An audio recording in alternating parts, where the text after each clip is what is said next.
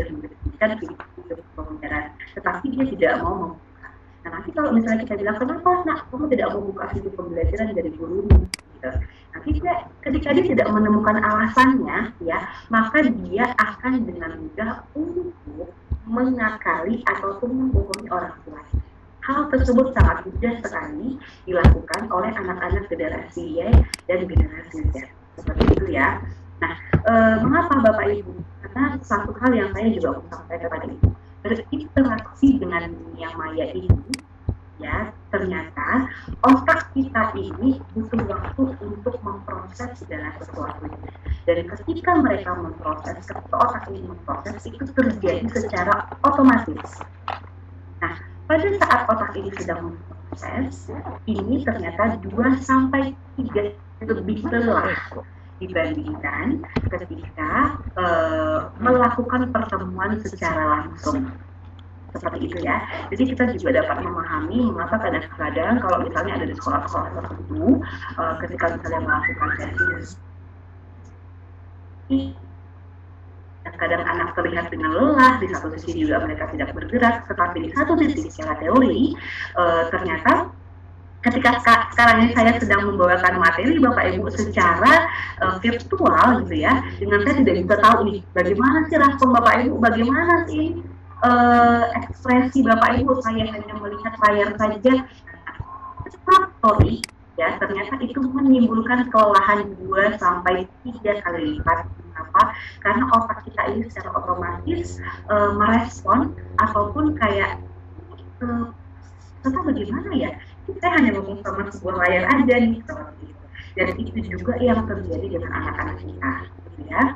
Dan dengan mengetahui ini, harapannya adalah pemahaman dari orang tua dan guru pun dapat bertambah ya. Dan ketika besok misalnya ingin mengemas bentuk mungkin dapat divariasikan dengan hal-hal yang sifatnya bermacam-macam, sehingga tidak hanya fokus pada sebuah area saja, seperti itu. Baik, ini yang ingin saya adalah beberapa menit yang lalu kita melihat Bapak Ibu bahwa ternyata sangat dari hal-hal yang menjadi alasan bahwa kita harus berubah. Kita sedang berada pada fase perubahan, tidak hanya karena teknologi, tidak hanya karena sebuah kondisi emergensi, tetapi juga memang cara generasi kita sudah berbeda, ada gapnya, gitu ya. Nah, sehingga dengan pemaparan ini harapan saya, sebelum kita melangkah lebih jauh lagi, sudah cukup dapat memberikan gambaran kepada Bapak Ibu bahwa, bahwa memang sudah sama, bahwa memang ketika Bapak Ibu memakai cara lama di dalam merespon ataupun mungkin cara yang lama di dalam menanggapi ataupun menanggapi anak-anak, maka ya sudah Bapak Ibu mungkin akan memahami belakangan apa yang menjadi dampak, gitu ya, apa yang menjadi konsekuensi. Konsekuensi itu biasanya bermacam-macam.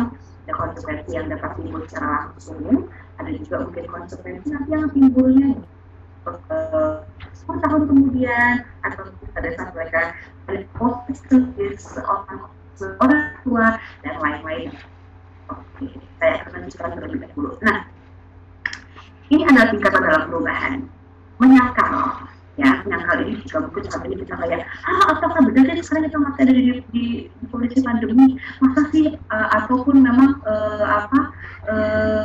wabah itu masih akan terus berada? Nah, untuk Bapak Ibu yang masih berada pada fase itu, ayo mari kita sama-sama segera berefleksi bahwa ternyata pandemi ini sudah 6 bulan, ya. Jadi sudah tidak saatnya lagi untuk kita tidak menyadari bahwa ini adalah kondisi yang sebenarnya terjadi, gitu ya. Nah, kemudian saya menurunkan fasenya ada di bagian ke bawah, yaitu misalnya melawan, ya. Melawan itu lebih ke arah menyalahkan. Wah, ini mah kalau kayak begini kondisinya ini gurunya yang harusnya salah nih. Kenapa gurunya melakukan ini kan pasti merepotkan orang tua dan lain-lain seperti itu ya. Nah, harapan saya adalah Bapak Ibu, mari kita naik kepada fase yang berikutnya. Kita melakukan eksplorasi. seperti itu ya. Eksplorasi itu bisa dilakukan dengan cara apa? Seperti itu. Eksplorasi itu tidak hanya dilakukan oleh satu pihak, tapi eksplorasi itu dapat dilakukan oleh berbagai pihak ataupun komunitas seperti itu. Sehingga nanti ketika kita sudah melakukan sebuah eksplorasi, maka yang diharapkan adanya komitmen. Adanya komitmen, misalnya peran saya sebagai guru, peran Bapak Ibu sebagai orang tua, sehingga di dalam menghadapi perubahan ini kita tidak berarti berada di posisi di fase menyangkal, apalagi kita pelawan gitu ya, kayak nggak bisa, saya maunya begini, saya mau idealnya begini gitu.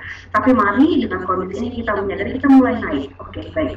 Dari kondisi ini yang terjadi, apa yang bisa saya lakukan, bagian mana yang bisa saya lakukan, sehingga pada akhirnya nanti akan menciptakan komitmen di berbagai pihak ya, yang pesannya adalah untuk perbaikan ataupun sesuatu yang lebih baik. Nah, sekarang kita akan berbicara kepada eksplorasi. Banyak hal Bapak Ibu yang dapat menghalangi kita untuk dapat melakukan sebuah eksplorasi. Salah satunya apa? Fixed mindset. Nah, ini sebenarnya adalah hal yang cukup sulit ya untuk diubah ya. Fixed mindset itu adalah sebuah mindset ataupun cara pandang yang tidak mau berubah. Saya maunya seperti ini, saya memang orangnya pemarah begitu. Saya memang orangnya keras. Nah, ketika Bapak Ibu menyampaikan tersebut, maka Bapak Ibu tidak membuka ruang ya untuk terdapat perubahan-perubahan. Tidak bisa, tidak mau. Kalau begini berarti sekolahnya yang salah. Salah seperti itu. Nah, ketika Bapak Ibu berada di cara pandang yang seperti itu, maka faktor-faktor inilah yang menghambat kita bisa naik kepada fase kolaborasi gitu ya. Jadi harapan saya, mari fixed mindset ini atau pola pikir yang tidak bisa berubah ini sama-sama berjuang untuk kita bisa merubahnya. Mengapa? Karena kalau sebuah kondisi saat ini sudah pelik ya, sudah sulit Bapak Ibu, ditambah lagi ternyata dari dalam diri kita juga tidak ingin tahu, belajar banyak, kolaboratif, sukses, itu akan kepada Bapak Ibu, itu akan menyusahkan kita sendiri pada akhirnya, dan tentunya sedikit banyak akan berdampak kepada anak kita dan kita ya. Pola pikirnya cenderung negatif, tidak percaya diri, puas dengan keadaan sekarang. Nah, ini adalah salah satu faktor penghalang dari kolaborasi, eksplorasi, dan ini datangnya dari diri sendiri. Nah, apa nih sekarang yang saya ingin sampaikan kepada Bapak Ibu? Mari bersama-sama kita memiliki pola pikir growth mindset ataupun pola pikir yang berkembang seperti itu ya. Misalnya begini, anak saya ini nggak bisa bertahan berlama-lama di depan laptop. Apa ya yang menjadi penyebabnya? Apa yang menjadi masalahnya? Bapak Ibu mencari tahu, Bapak Ibu melakukan komunikasi, Bapak Ibu melakukan komunikasi dengan pihak sekolah. Nah, itu adalah pola pikir yang berkembang. Seperti itu ya, pola pikir yang berkembang. Lalu kemudian misalnya justru anak remaja saya saat ini, mengapa dia itu kok ada yang dipegang dari pagi sampai sore, itu ada yang dipegang. Oke lah, walaupun sekolah saat ini mewajibkan memiliki gadget sebagai sebuah media, namun kenapa nih anak ini sampai disuruh ini disuruh itu tidak bisa? Apa yang harus saya lakukan? Nah, ketika Bapak Ibu memunculkan pertanyaan tersebut, ya, bahkan ketika Bapak Ibu sampai kepada sebuah tahap mencari tahu ataupun mungkin melakukan komunikasi dengan anak tersebut, maka itulah yang dinamakan dengan pola pikir yang berkembang. Seperti itu ya. Jadi dari kondisi tadi saya mengatakan bahwa Bapak Ibu sudah tidak saatnya lagi kita marah-marah,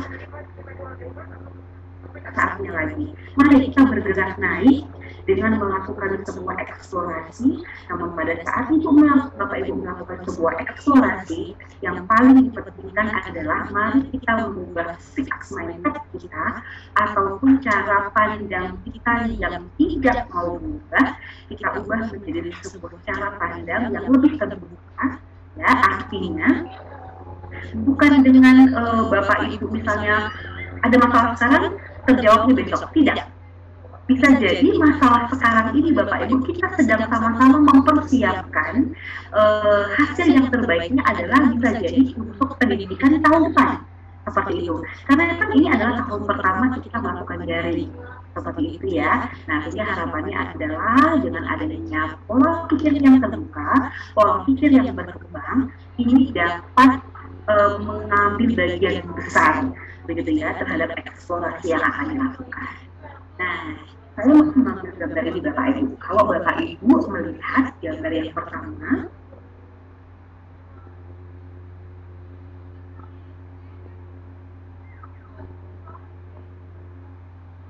gitu ya. Nah, ini sebenarnya sebuah teori.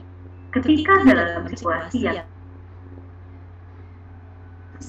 kalau Bapak Ibu juga misalnya tiba-tiba TikTok bilang, oh Bapak Ibu kita sedang berada di dalam kondisi darurat, silakan semuanya menggunakan masker. Kebetulan ya, saya belum pernah selama saya penerbangan ada informasi seperti itu. Tapi ketika saya juga berada dalam kondisi tersebut, ya, nah apa yang dapat kita lakukan seperti itu? Orang tua stres dalam kondisi ini, betul. Anak juga stres, betul. Tetapi apa yang dapat dilakukan? Yang dapat dilakukan prinsipnya pertama kali adalah kita harus menenangkan diri kita dulu, ya. Artinya kita membereskan dulu kondisi kita. Setelah itu kita baru dapat membantu orang lain, ya. Dari analogi ini, saya ingin menyampaikan kepada Bapak Ibu adalah di kondisi seperti saat ini yang mungkin berdampak kepada menimbulkan stres ataupun mungkin menimbulkan kepanikan ataupun mungkin menimbulkan amarah dan lain-lain sebagainya, orang tua, anak, bahkan guru-guru ini semuanya berada dalam kondisi yang sama. Tapi bagaimana caranya agar orang tua dapat menyelamatkan anaknya? Dia harus membereskan dulu masalahnya, ya. Nah, di kondisi ini dia harus menenangkan dirinya, gitu ya. Dia tidak boleh panik, walaupun mungkin satu sisi dia begitu panik, baru setelah itu dia memakaikan seperti kepada anak. Tidak akan bisa di kondisi ini, Bapak Ibu kebayang ya, misalnya, turbulasi, wajah bagaimana caranya memakai, tidak akan bisa. Ya, artinya apa? Artinya adalah kita harus membereskan diri kita dulu, tentunya dalam waktu yang cepat, seperti itu ya.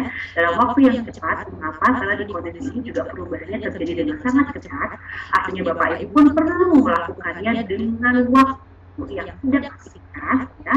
Kemudian setelah itu Bapak Ibu dapat menolong orang lain, dapat menyelamatkan orang lain. Itu teorinya, analoginya. Nah, kemudian lalu yang di bawahnya adalah kondisi emergency, darurat nih, semuanya serba darurat. Hal yang ingin saya sampaikan adalah Bapak Ibu jika di kondisi darurat, ya, kita tahu di darurat kita tidak bisa mencapai, misalnya kalau di sekolah ada kurikulum A dengan capaian 1, 2, 3, 4. Lalu misalnya Bapak Ibu yang tadinya misalnya anaknya selain sekolah juga ada misalnya les dan lain sebagainya. Nah, ketika di kondisi darurat Bapak Ibu, mari kita sama-sama juga untuk mengubah pola pikir, untuk kita tidak boleh terlalu perfeksionis. Mari kita menurunkan sedikit standar kita, gitu ya, sedikit standar.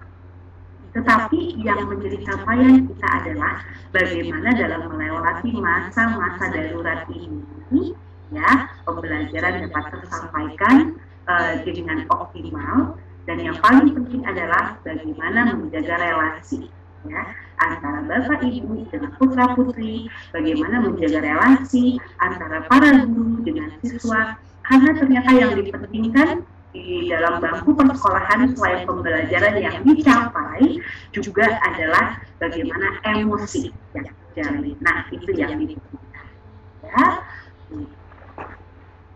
Nah, ini adalah saya mengambil dari sebuah teori yang disampaikan oleh seorang psikolog, dan ini baru sekali ditulis tahun 2020 Bapak Ibu. ternyata ada loh dampaknya COVID pada generasi Z. Mengapa saya langsung mengerucut pada generasi Z? Karena saat ini anak SMA, ya anak SMA ataupun anak-anak yang berada di bangku SD itu adalah SMA generasi Z. Kalau yang berada di bangku SD adalah generasi Alpha. Seperti itu. Tetapi dampaknya kurang lebih sama. Ternyata secara pendidikan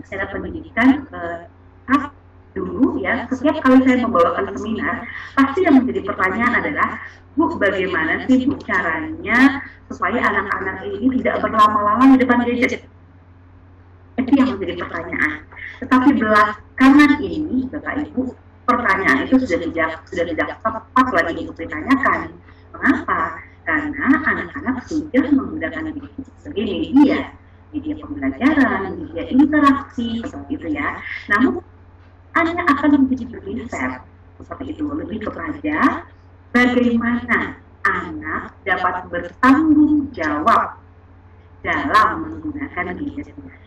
Bapak Ibu kebayangkan ya, jika anak-anak generasi ini dapat diinput dengan stimulasi ataupun dengan cara yang tepat dan baik, maka anak-anak ini akan menjadi generasi yang sangat dahsyat, Bapak Ibu.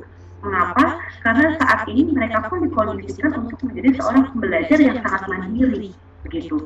Guru memberikan instruksi apa, lalu mereka mengerjakannya sendiri. Begitu juga dengan anak-anak yang berada di SD, gitu ya. Kalau saya lihat sekarang juga anak-anak SD itu sudah diberikan tanggung jawab, siapa nanti ini yang menjadi fokusnya. Jadi pada saat gurunya bertukar, nanti anak itu yang akan menjadi fokus di dalam kegiatan pembelajaran. Nah, hal-hal seperti ini yang sebenarnya secara tidak sadar juga mendukung pembentukan generasi ini menjadi generasi yang sangat super di masanya ketika Bapak Ibu dapat menerapkan apa yang harus dilakukan dengan tepat. Seperti itu ya. Nah, jadi kalau pendidikan dampaknya adalah formnya berbasis teknologi, kemudian face to face dan stimulasi taktil itu sangat penting. Nah, untuk keluarga tentunya terjadi pergeseran prioritas keluarga, di mana waktu di keluarga itu menjadi penting. Mungkin kalau pada saat dulu ya ketika kondisi normal, nilai-nilai agama gitu ya. Kalau misalnya Bapak Ibu yang mungkin Muslim, ada seperti kelompok pengajian, mungkin yang Kristen, ada yang namanya misalnya sekolah minggu, lalu mungkin agama yang lain memiliki komunitas dengan tokoh-tokoh pemuka agama yang dianggap dapat memberikan dapat memberikan pesan moral ataupun penguatan pada putra-putri. Nah, saat ini itu semua pusatnya ada di keluarga, gitu ya.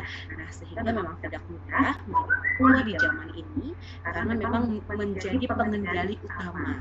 Nah, tetapi ternyata itu merupakan sebuah keuntungan, ya. Karena kalau di sering sekali yang diisi adalah orang itu tidak memiliki waktu untuk anak karena banyak sekali pekerjaan yang harus dilakukan.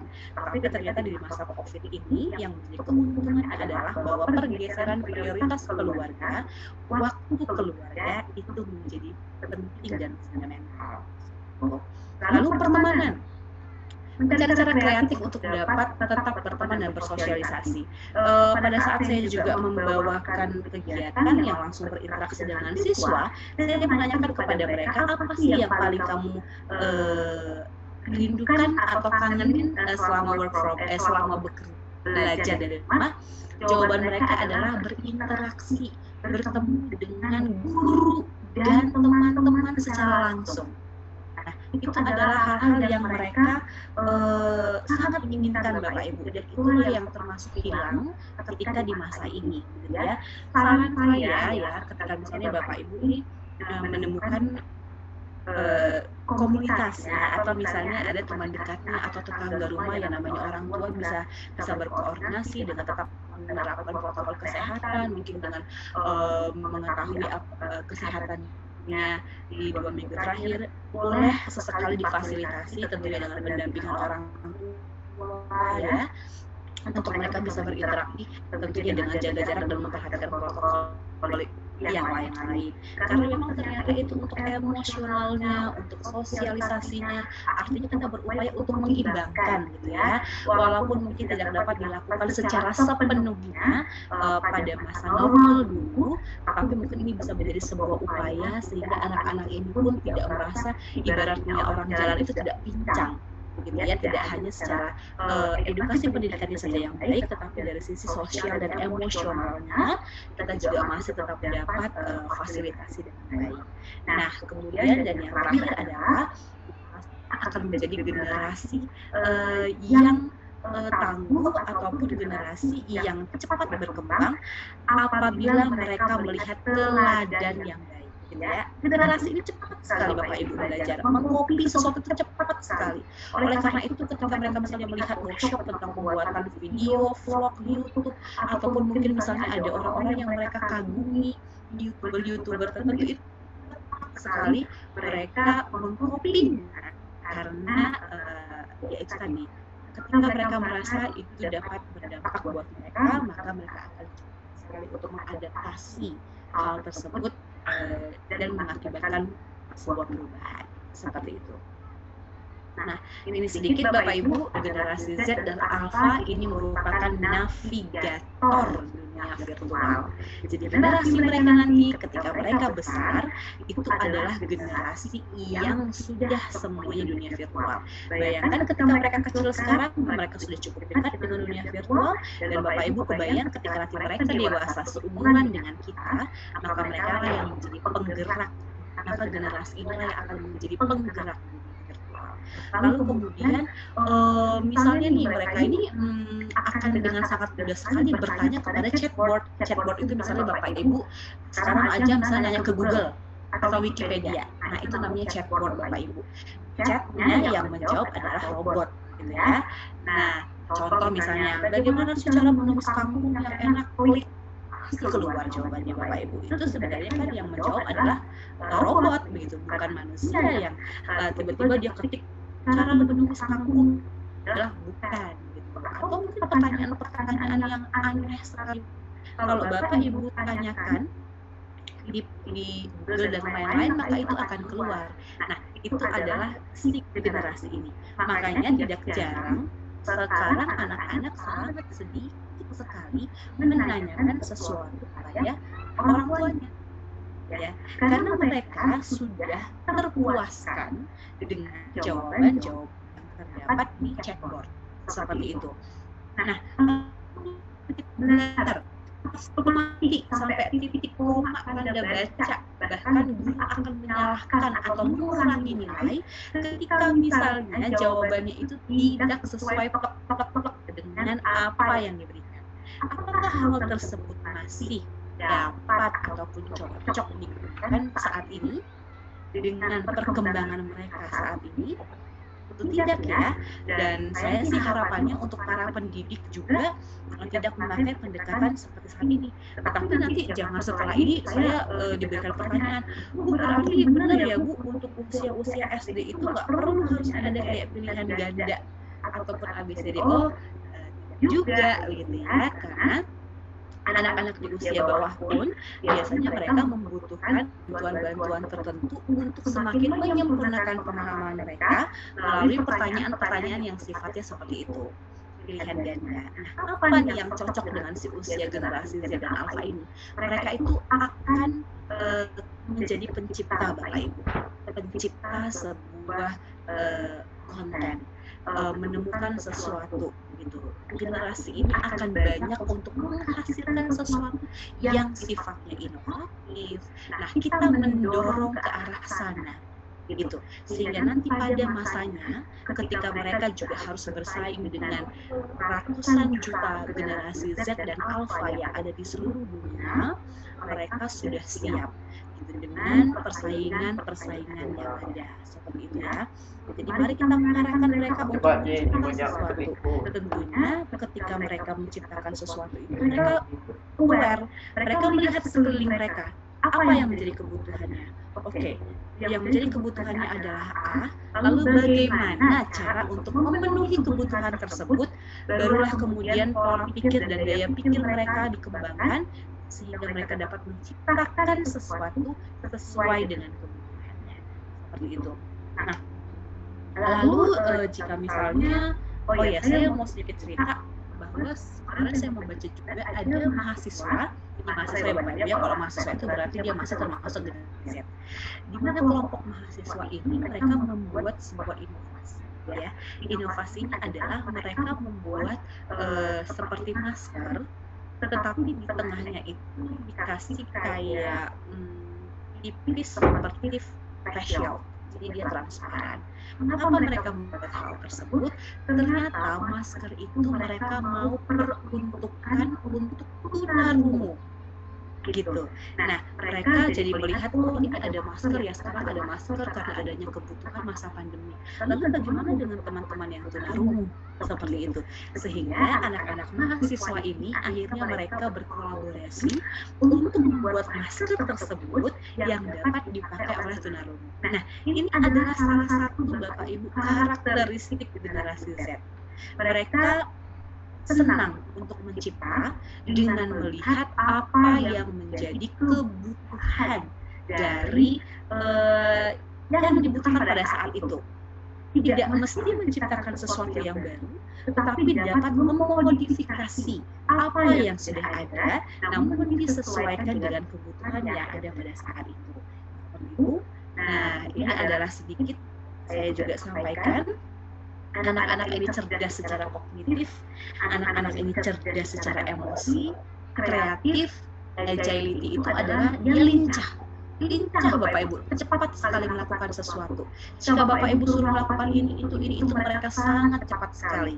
Dan yang paling penting adalah pada saat di anak-anak generasi ini, mari kita tetap menanamkan nilai-nilai fundamental. Nilai-nilai fundamental itu adalah nilai-nilai luhur, nilai-nilai hidup yang mungkin tidak mereka bisa dapatkan di dunia maya. Nah, ini adalah perannya keluarga untuk dapat membangun fondasi mereka melalui penanaman nilai-nilai hidup. Ya, bisa berakar dari ajaran agama masing-masing seperti itu, ataupun mungkin budaya-budaya yang ada yang dapat mewariskan nilai-nilai hidup. Nah, mengapa ini menjadi penting Bapak Ibu? Karena ketika mereka sudah masuk kepada dunia maya atau internet akan menawarkan banyak hal terkait dengan prinsip hidup. Contoh, saya mengambil contoh, di belahan negara tertentu, mungkin ada yang mengatakan, mohon maaf, misalnya, melakukan hubungan di luar menikah, itu tidak berdosa, seperti itu. Itu mereka dapat maya. Namun, ketika mereka sudah memiliki nilai-nilai fundamental yang Bapak Ibu wariskan dalam hidup mereka, itu bisa menjadi sebuah fondasi. Artinya, mereka dapat memiliki cara pandang, oke, itu adalah kebiasaan di negara sana. Dan sah-sah saja, saya menghargai itu. Tetapi, saya memilih untuk melakukan yang ini. Begitu ya. Nah, itu menjadi penting. Karena ketika kita sudah terjun ke dalam dunia maya, segala sesuatu bisa dapat dikonsumsi dengan cara mudahnya, dengan adanya penanaman nilai-nilai luhur yang Bapak Ibu bangun, itu dapat menjadi jangkar yang jika sudah ditancapkan, mau kapalnya dibawa ke kanan ke kiri, maka dia tidak akan hanyut, gitu ya Bapak Ibu ya. Dan yang terakhir, contoh lagi misalnya LGBT. Untuk di negara-negara tertentu ternyata LGBT itu adalah hal yang boleh, nggak dilarang gitu. Nah, lalu misalnya Bapak Ibu anak-anak masuk dalam dunia maya, ketika mereka sudah memahami prinsip hidup, sudah memiliki nilai-nilai fundamental, maka ketika mereka dihadapkan dengan hal seperti itu, cara pandang mereka lebih kepada, oke, berarti di negara tertentu itu boleh ya, tapi mungkin di saya memilih untuk melakukan hal yang ini. Mengapa? Karena misalnya menurut ajaran agama saya, menurut budaya saya. Nah, jadi itu yang sangat penting.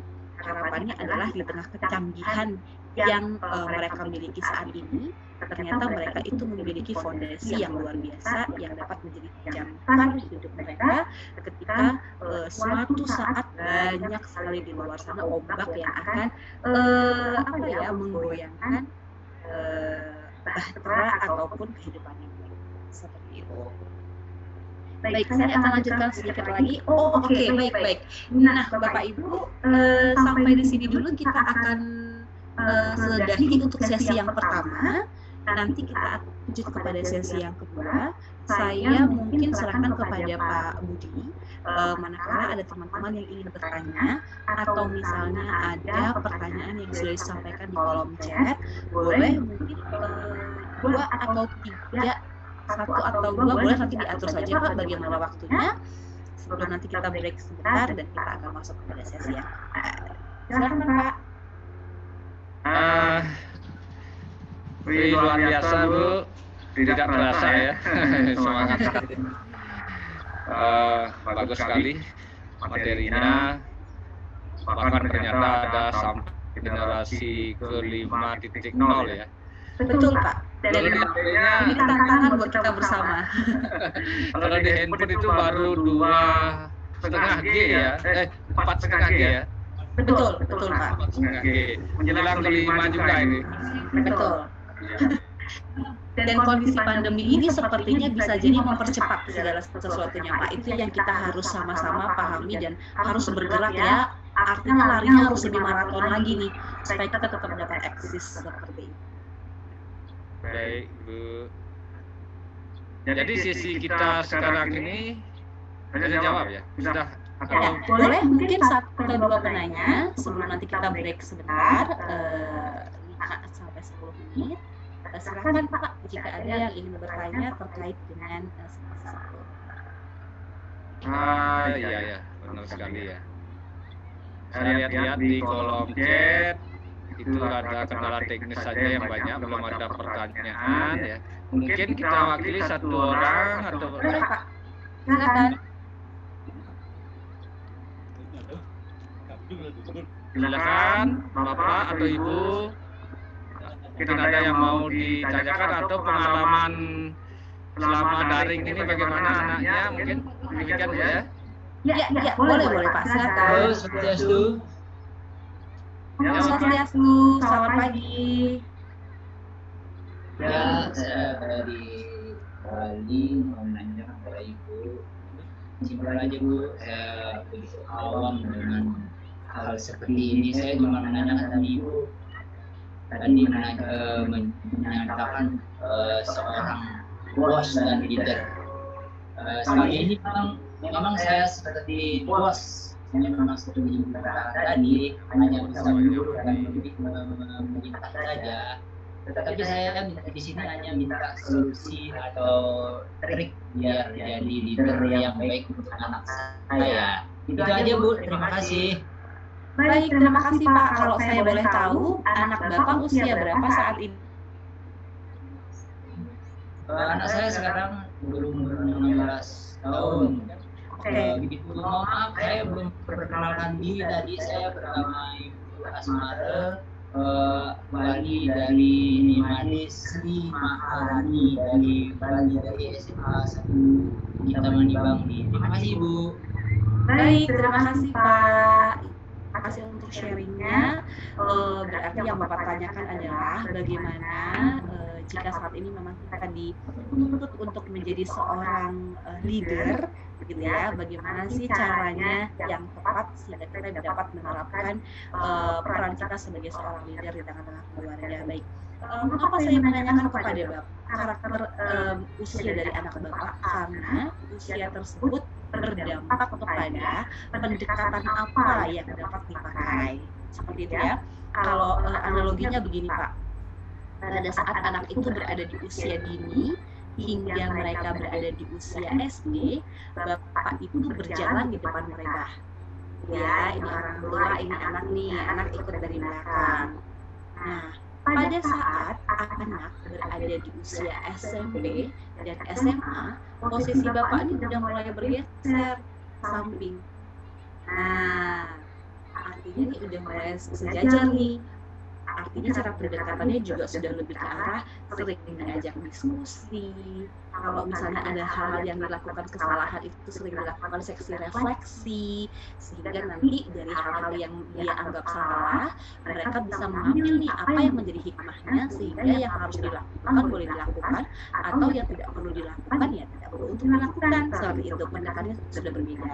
Nah, nanti ketika anak bapak ibu sudah berada di usia mulai masuk kepada SMA akhir sampai dengan kuliah, ya, ataupun pada saat mereka nanti sudah menjelang kerja, bapak ibu sudah mulai pindah ke belakang nih. Nah, mereka yang ada di depan, bapak ibu kasih support, yang memberikan dukungan, seperti itu. Nah, dari analogi ini, semoga bapak dapat tergambar bahwa memang kalau pada saat ini anak bapak sudah berada di usia SMA, bapak dan ibu ini perannya harus sudah seperti sahabat, seperti ini. Sudah tidak bisa lagi di depan memimpin dia, tapi ini sudah mulai bergeser ke samping sebagai sahabat. Sahabat itu berarti kan yang menggandeng, yang merangkul, teman sharing, memberikan pendapat, seperti itu.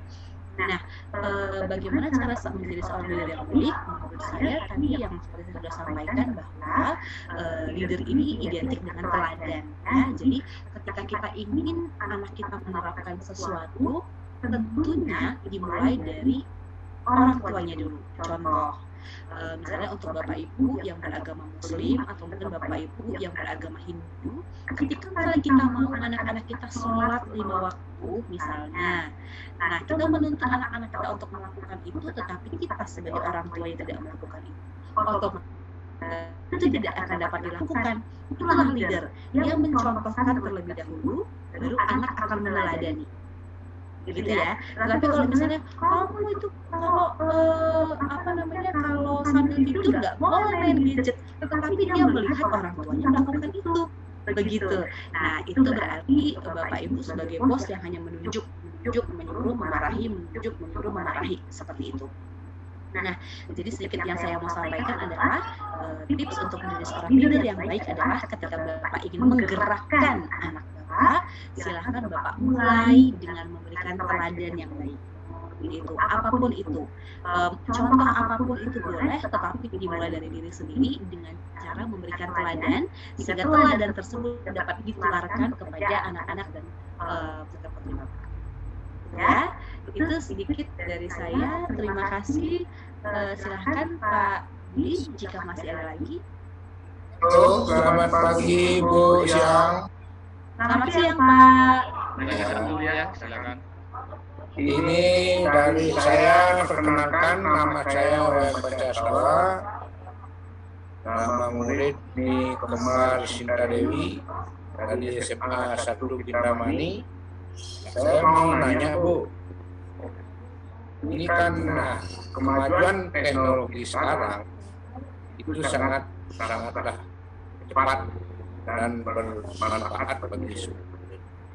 Cuma saya yang awam di bidang ini, kita sebagai leader dan orang tua murid, gimana caranya kita sebagai orang tua mengikuti teknologi yang ada.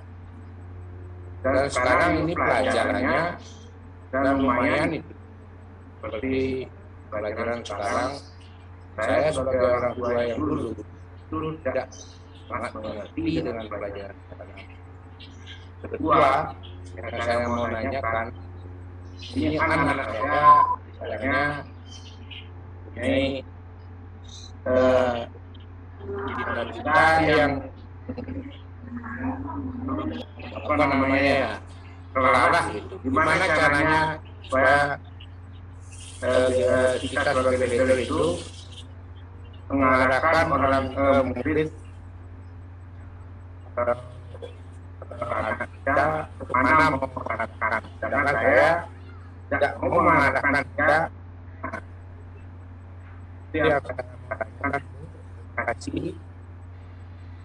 Baik, terima kasih Pak atas sharingnya pada pagi hari ini. Baik, kalau saya boleh simpulkan adalah di tengah kemajuan teknologi saat ini, dan mungkin karena anak Bapak berada di jenjang SMA ya, berada di jenjang SMA, bagaimana cara saya dapat mengejar ataupun dapat mendampingi anak-anak dalam yang mungkin saat ini sudah tergolong sulit ya, atau mungkin berbeda lah dengan apa yang Bapak Ibu pelajari pada saat ini masanya dulu, seperti itu ya.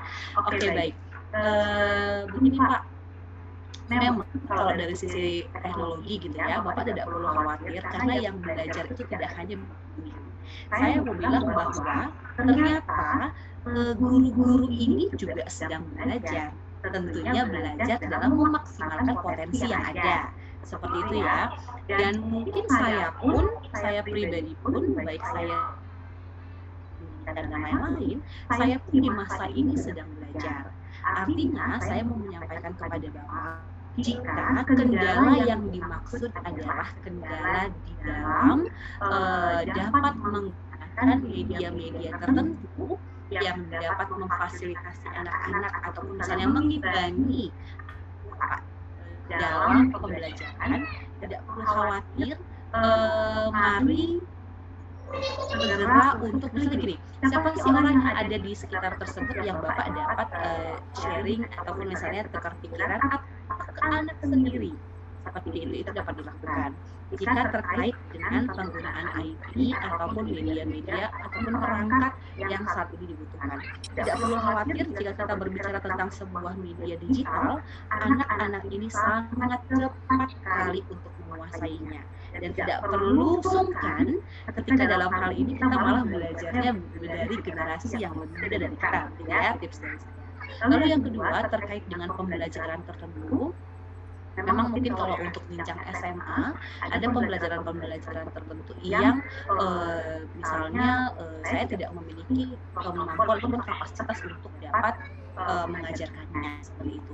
Nah, menurut saya inilah yang harus dilakukan komunikasi dua arah antara sekolah dan orang tua. Tentunya nanti kita akan lihat di sesi yang kedua seperti itu ya, dan juga merupakan saran baik itu adalah sekolah maupun orang tua, di mana harus selalu melakukan mediasi terkait dengan isu-isu apa sih yang muncul selama pembelajaran PJJ ini yang harus yang ternyata pihak sekolah harus melakukan eksplorasi dalam hal ini. Ternyata pihak orang tua untuk dapat mewujudkan agar pembelajaran dapat berlangsung dengan sukses juga harus memainkan peran yang seperti ini. Nah, oleh karena itu nanti Pak, setelah ini nanti sesi yang kedua kita akan melihat kolaborasi yang solid antara orang tua, pihak sekolah dan pihak orang tua agar pembelajaran dapat tercapai dengan maksimal. Lalu pertanyaan Bapak yang kedua tadi terkait dengan kalau saya tidak salah ini ya kelanjutan sekolah ya Pak ya. Nah, memang kita akan mengembalikan lagi kepada anak. Ya, anak maunya apa? Tentu Bapak melakukan diskusi dengan anak Bapak. Alangkah lebih baiknya ketika semuanya itu berasal dari Bapak Ibu. Nah, namun jika misalnya Bapak Ibu membutuhkan orang lain gitu ya untuk dapat membantu memberikan solusi, silakan Bapak Ibu dapat berkonsultasi. Mungkin saat ini adalah bagian dari bimbingan dan konseling sekolah masing-masing. Karena kalau saya tidak salah di SMA itu salah satu bimbingan konselingnya mengarahnya kepada bimbingan karir ya, ataupun mungkin melanjutkan ke jenjang yang lebih tinggi. Nah, mungkin nanti dengan melibatkan pihak sekolah di bagian tersebut, hal tersebut dapat mungkin membantu Bapak dapat mengarahkan putra dan putrinya dalam memilih kira-kira setelah selesai SMA ini sebaiknya apa yang harus dilakukan, atau misalnya kalau mau melanjutkan kuliah bagian apa yang Bapak butuhkan. Jadi tidak perlu khawatir Pak, selama kita melakukan komunikasi yang baik, menurut saya kita dapat melakukan juga kolaborasi dengan pihak-pihak yang terkait, dan itu dapat memberikan input kepada Bapak dalam mungkin memutuskan sesuatu ataupun mengarahkan anak-anak kita seperti itu. Dan demikian Pak Budi. Terima kasih Bu. Ya, sama-sama Pak. Izin bisa Ibu. Mungkin bisa bertanya Ibu. Oh iya, silakan Pak. Oke, terima kasih. Perkenalkan saya murid dari Isi Banyuasin Sekayu. Oh iya, selamat pagi Pak Muri. Pagi Ibu Bulansia. Saya juga tadi mendengar dari pertanyaan pertama dan kedua, memang luar biasa teknologi kita 4.0 sekarang sudah 5.0. Kemudian dari apa yang dijelaskan oleh Ibu Lasia tadi memang luar biasa. Hanya satu yang mengganjal saya, Bu. Khusus nilai atau fundamental nilai-nilai tadi, anak-anak kita kadang-kadang juga hanyut dengan apa yang ada di gadget atau dunia maya atau digital sekarang. Terutama saya langsung fokus tentang game. Nah, kalau dia dengan tingkatan yang sederhana atau biasa untuk sebagai hiburan atau sebagai refleksi mungkin biasa, tidak terlalu, mungkin kita juga maklum. Tapi kalau dia sudah mengarah ke menghabiskan waktu berhari-harinya untuk gambling, jadi kita juga harus punya solusi menurut saya. Gimana ini? Nah, pertanyaan saya simpel. Bagaimana mengarahkan anak-anak ini sehingga apa yang dia dapat di dunia maya ini benar-benar bermanfaat untuknya sendiri dan orang lain. Termasuk juga tadi pertanyaan Pak yang kedua, ya kita memang orang tua harus bersinergi, minimal mengetahui, paham apa yang dinamakan 4.0, 5.0, sehingga kita bisa mengurangi minimal seperti itu. Hanya paham aja lumayan. Terima kasih Ibu Lancia dari kami, mohon penjelasan. Ya, terima kasih.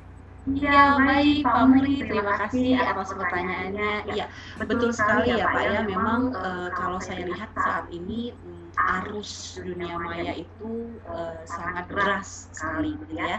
Dan memang anak-anak ini tantangannya yang paling adalah gaming, ya, game, ya. Jadi itu tidak hanya menjadi isu dari Pak Muri saya rasa, tetapi juga mungkin isu dari beberapa orang tua yang memiliki anak ya terkait dengan ini.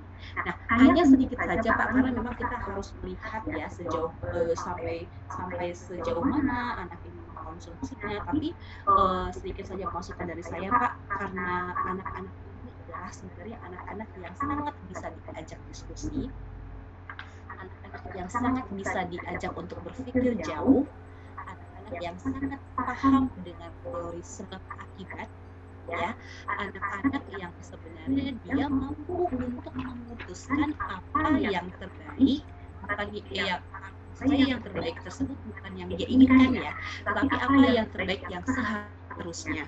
Nah, anak-anak generasi ini sangat lihai dalam kondisi hal tersebut. Nah, sehingga mungkin langkah teknisnya ya, di sini juga ada Pak Agus. Saya ini kalau cerita sama Pak Agus selalu suka bilang begini. Saya ini sama anak saya selalu melakukan coaching setiap hari kerjanya coaching begitu ya. Nah, ini yang mau saya sampaikan adalah memang membina komunikasi dengan mungkin kita mengatakan menyampaikan bahwa kalau kamu seperti ini, misalnya, menurut kamu apa yang akan terjadi? Silahkan Bapak Ibu melakukan komunikasi informal yang nanti pada akhirnya, ujungnya, itu membangun sebuah kesepakatan bersama. Begitu. Kesepakatan saya tidak bilang kesepakatan sepihak, tapi kesepakatan bersama. Jadi, anak ini kita ajak, kita libatkan dalam komunikasi tersebut. Tentunya orang tua juga dalam hal ini harus luwes ya, tidak bisa orang tua yang misalnya kaku harus begini, tidak.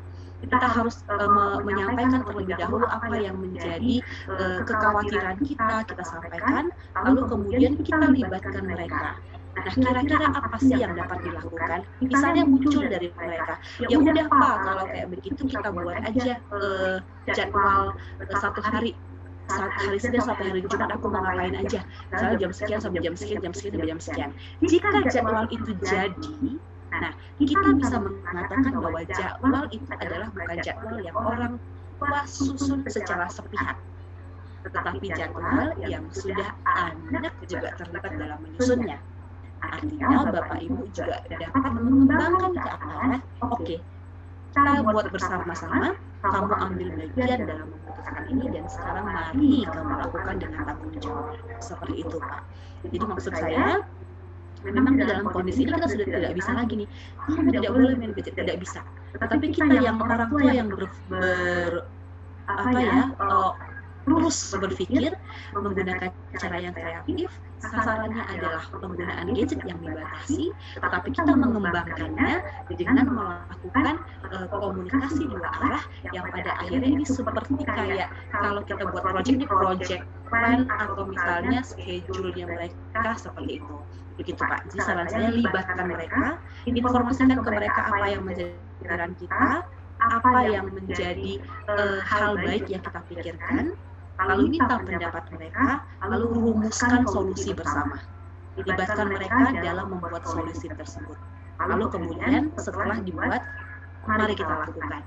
Seperti itu ya, harapannya dengan pendekatan-pendekatan seperti itu tidak hanya masalahnya yang selesai, tapi juga dapat mengembangkan area-area yang lain, seperti misalnya tanggung jawab, atau mungkin seperti mereka lebih merasa dihargai, seperti itu. Itu yang dapat saya sarankan Pak Muli. Oke, terima kasih. Sama-sama. Oke, baik Pak. Ini ini banyak pertanyaan, kita pending dulu sebentar Bu ya. Oke, silakan Pak. Oke, ada rehatnya ya. Boleh, 10 menit ya Pak ya. Ya, rehat sebentar, Bapak Ibu mohon bersabar ya. Di waktu rehat ini, Bapak Ibu juga bisa menuliskan di kolom chat. Mudah-mudahan sebentar kita bisa tanyakan begitu Ibu Tasya nanti kembali ya. Nah, kita rehat 10 menit ya. 10 menit. Baik Pak. Ya, rehat 10 menit. Bapak Ibu mohon tidak keluar dari room ini. Di saat rehat ini Bapak Ibu bersama anaknya silakan mungkin menikmati minumnya ya, disiapkan sendiri di rumah. Oke, kita rehat dulu sebentar ya. Kita kembali lagi, mohon tidak keluar. Saat rehat ini kami akan juga isi dengan beberapa tayangan. Terima kasih. Silakan Pak Hari bisa melengkapi video yang tadi sudah sempat diputar. Silakan Pak Hari.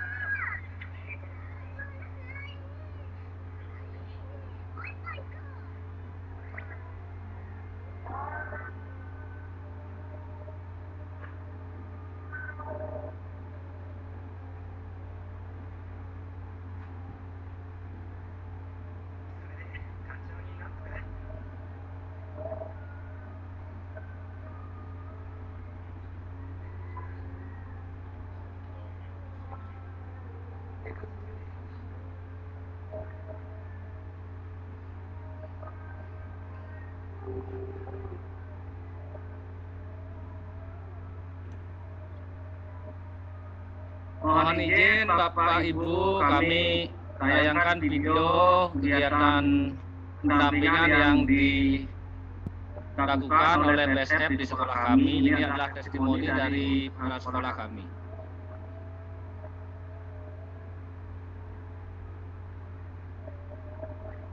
Peningkatan kapasitas siswa serta community. Dalam peningkatan kapasitas guru kami diberikan workshop yang menyangkut tentang pembelajaran, bagaimana merancang pembelajaran aktif, kemudian juga diperkenalkan dengan model-model pembelajaran. Guru juga diperkenalkan dengan project listening atau pembelajaran berbasis proyek. Kemudian yang terakhir, guru-guru kita juga diberikan atau diperkenalkan dengan e-learning atau pembelajaran secara elektronik. Dalam pembelajaran e-learning ini, guru-guru kami diperkenalkan dengan berbagai platform seperti misalkan Kuiper, Schoology, kemudian Google Classroom, ada Google Drive, yang mana itu sangat membantu dalam upaya guru memberi pembelajaran secara online. Di masa pandemi COVID-19 yang melanda dunia, seperti kita ketahui bersama bahwa proses pembelajaran tidak bisa dilakukan dengan tatap muka langsung, melainkan melalui pembelajaran daring. Siswa harus belajar dari rumah. Syukur alhamdulillah berkat pendampingan yang dilakukan oleh PSF melalui workshop e-learning menyebabkan guru-guru kami sangat siap dalam melakukan pembelajaran secara online atau daring. Kemudian di masa COVID-19 ini juga untuk mengisi kekosongan waktu setelah PAT atau penilaian akhir tahun, PSF juga mendampingi sekolah dalam rangka membangkitkan peran orang tua wali murid untuk mendampingi putra-putri mereka dalam masa pandemi COVID-19. Melalui kegiatan webinar orang tua yang terlaksana dalam 3 tahap ini tentu sangat berdampak positif terhadap image sekolah di mata orang tua wali murid. Di samping itu, orang tua juga akan berperan aktif dan senantiasa mendampingi putra-putrinya dalam BDR atau belajar dari rumah. Di samping itu, untuk menjaga agar selama berada di rumah siswa tidak bosan, PSF juga membuat sebuah terobosan dalam bentuk kegiatan pelatihan blog siswa dan guru pembina. Pelatihan blog dilaksanakan 5 angkatan, yang mana masing-masing angkatan dilaksanakan selama 5 hari dan diikuti oleh 30 orang peserta, sehingga ada 150 orang yang dapat pelatihan blog. Saya kembali merasa bersyukur. Setelah berakhirnya pelatihan blog, maka kami keluarga besar SMA Negeri 1 Kintamani merasa bersyukur karena karya siswa dari hasil pelatihan betul-betul luar biasa. Bahkan karya siswa sudah sangat layak untuk dipublikasikan, bahkan mungkin sudah mempunyai nilai jual. Sementara itu, untuk menjaga jiwa kompetitif di kalangan siswa, di bulan Juli sampai dengan bulan Agustus, juga memprogramkan kompetisi blog dan kompetisi PJPL bagi siswa serta guru pendamping. Tentu program ini sangat baik untuk membuat siswa serta guru pendamping menjadi aktif dan kompetitif. Demikian beberapa hal yang dapat kami sampaikan. Semoga apa yang dilakukan oleh PSF di tahun pertama dan kedua pada SMA Negeri 1 Kintamani dapat dilanjutkan ke tahun yang ketiga.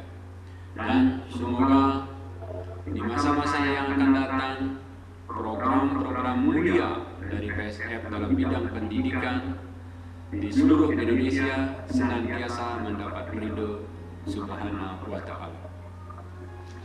Om Santi Santi Santi Om. Wassalamualaikum warahmatullahi wabarakatuh. Salam sejahtera untuk kita semua.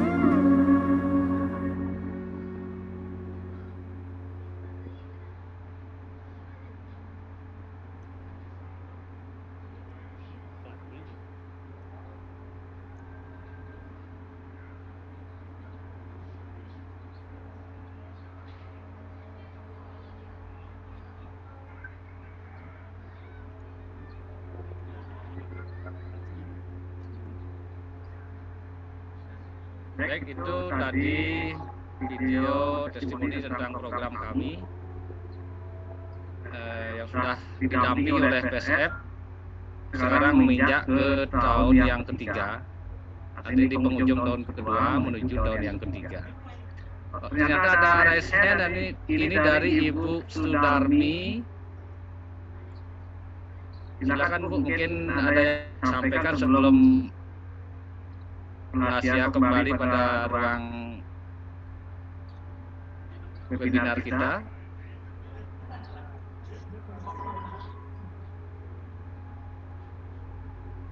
Bisa dibuka mic-nya. Swastiastu, Pak Budi, apakah bisa dia izin bertanya juga? Oke, tapi kita saling berbagi, Pak. Karena nanti kalau memang nanti kita tampung ya, nanti yang menjawab nanti Bu Rahasia. Oh, belum. Boleh disampaikan dulu, Pak, biar boleh disampaikan dulu. Mungkin sebentar kita akan Siro, dari mana Pak? Niki belum dengar langsung Bu Rahasia berarti ya, masih rehat? Ya, masih rehat sebentar lagi beberapa menit ya. Oh, berbagi, begitu. Pak. Mungkin ada yang berbagi sesuatu, silahkan dulu. Tidak apa-apa. Pak Budi, Om Swastiastu, selamat siang. Yang orang tua dari Ayu Komang Rismandani dari SMP Negeri 8 Singaraja, Buleleng, Bali nih. Tadi saya sudah mendengarkan pemaparan dari Pak Budi sebagai moderator dan juga Ibu Rahasia sebagai narasumber. Pertama-tama yang selaku orang tua mengucapkan terima kasih dalamnya karena sudah bisa mengikuti yang luar biasa ini. Yang berterima kasih banyak karena sudah bisa mengikuti dan banyak hal yang dapatkan dari acara ini.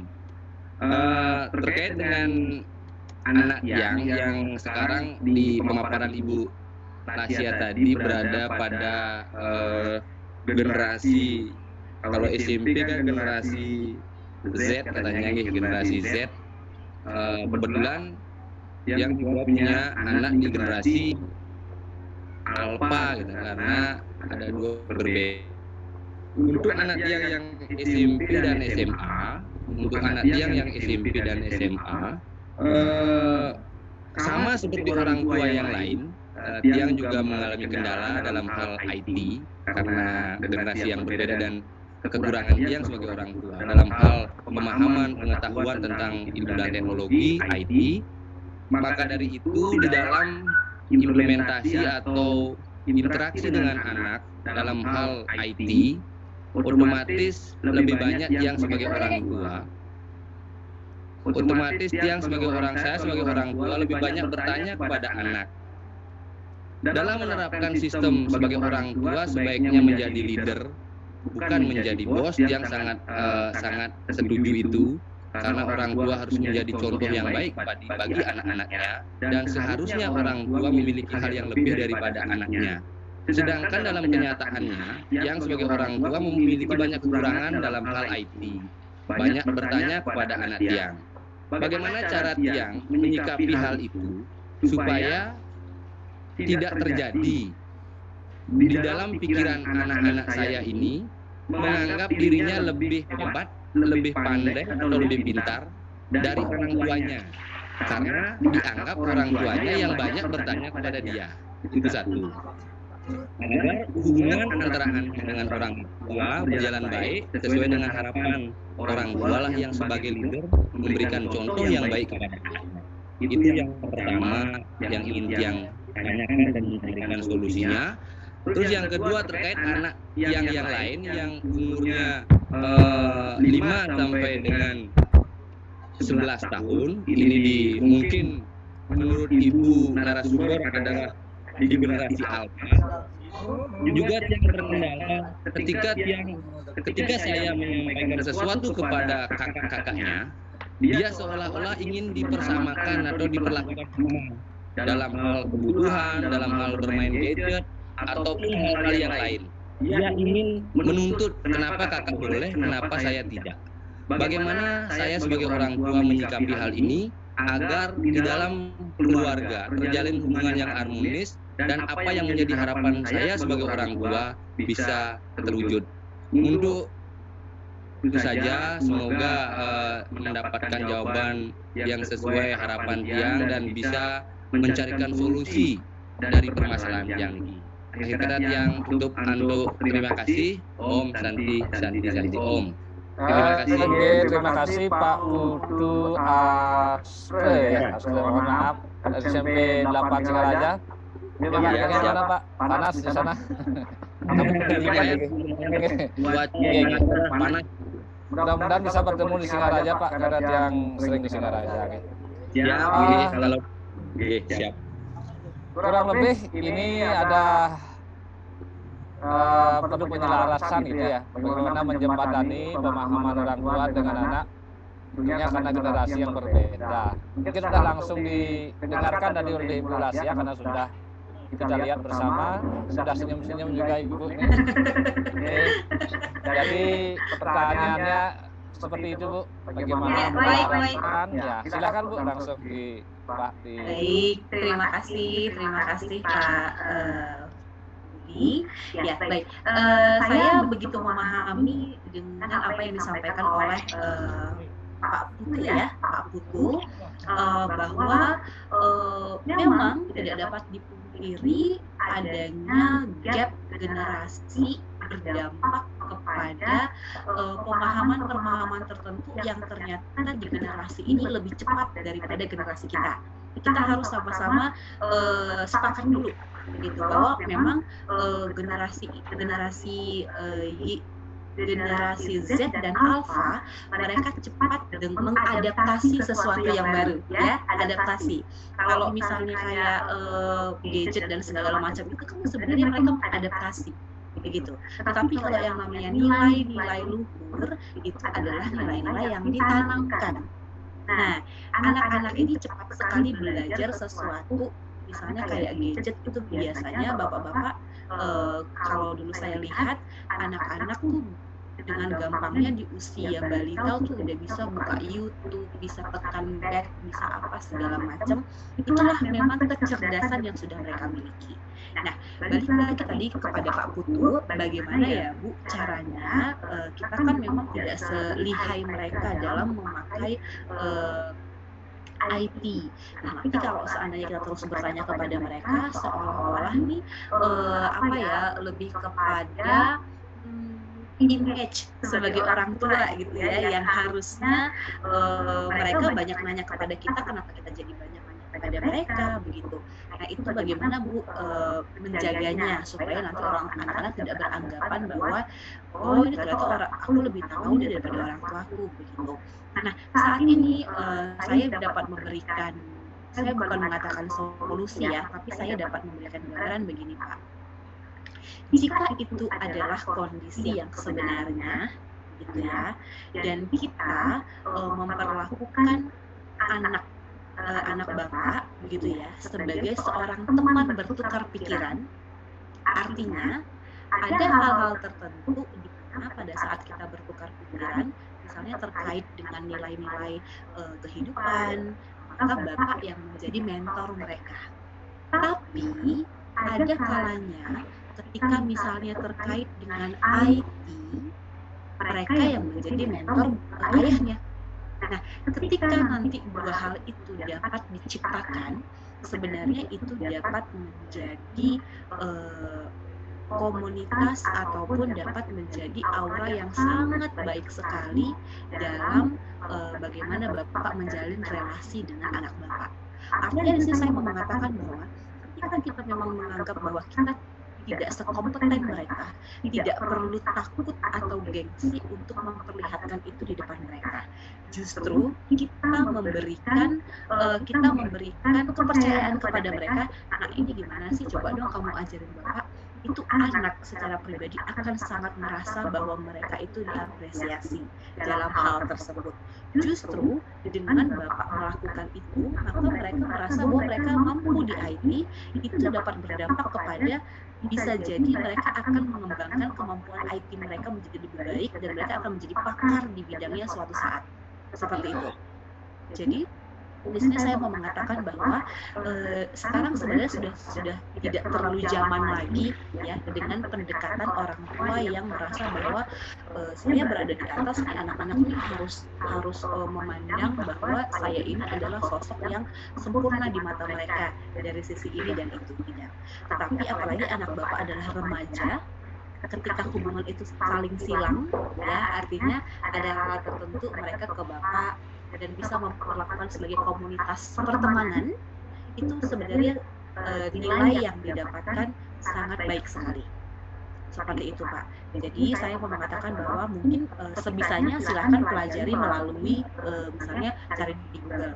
Tapi kalau misalnya Bapak tidak bisa, silakan tanya kepada anak Bapak, dan kalau dia berhasil mengajarkan Bapak, berikan apresiasi. Pintar kamu ya nak, luar biasa kamu bisa mengajari Bapak loh. Bapak, nah itu akan memberikan nilai hidup. Bapak itu sedang membangun nilai hidup yang luar biasa yang Bapak berikan kepada anak Bapak. Gitu.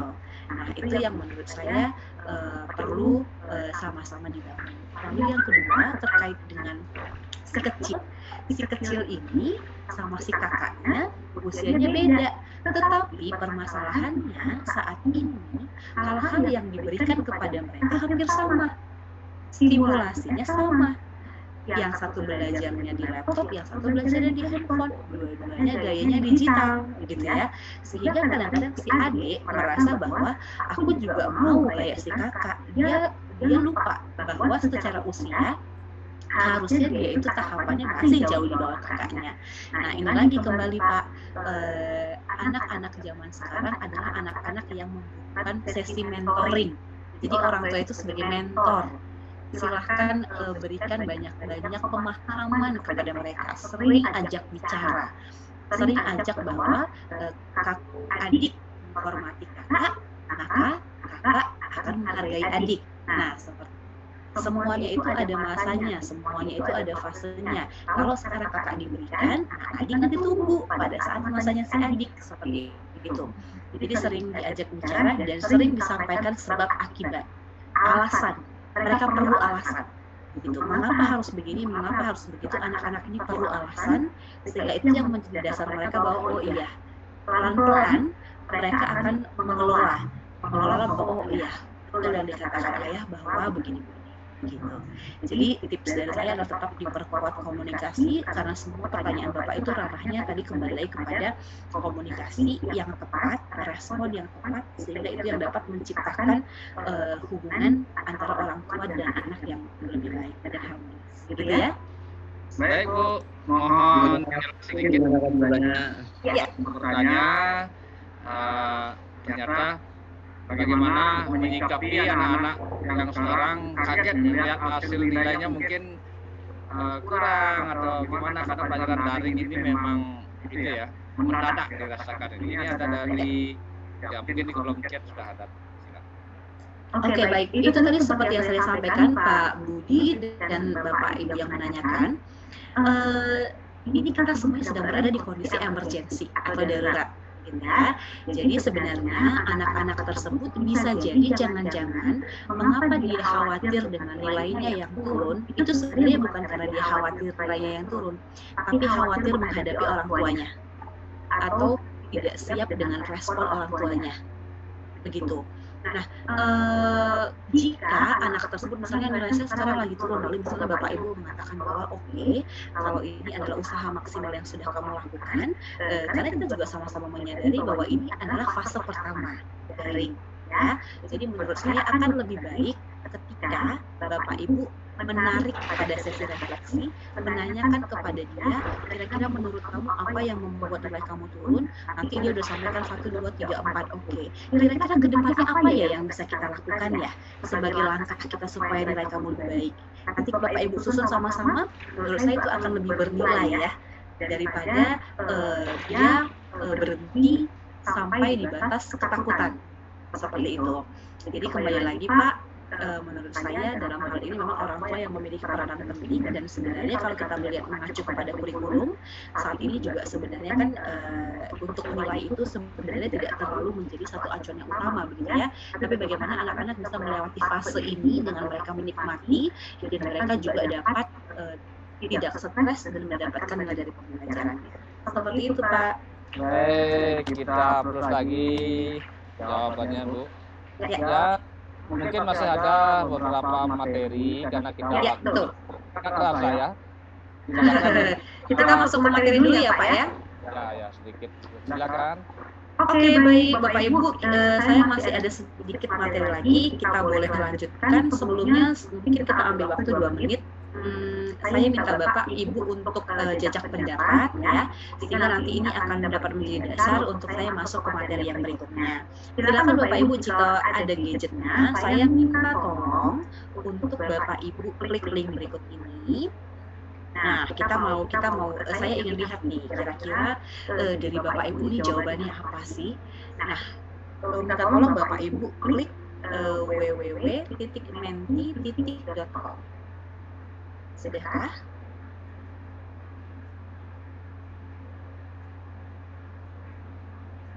Nanti silahkan Bapak Ibu masukkan kodenya 8.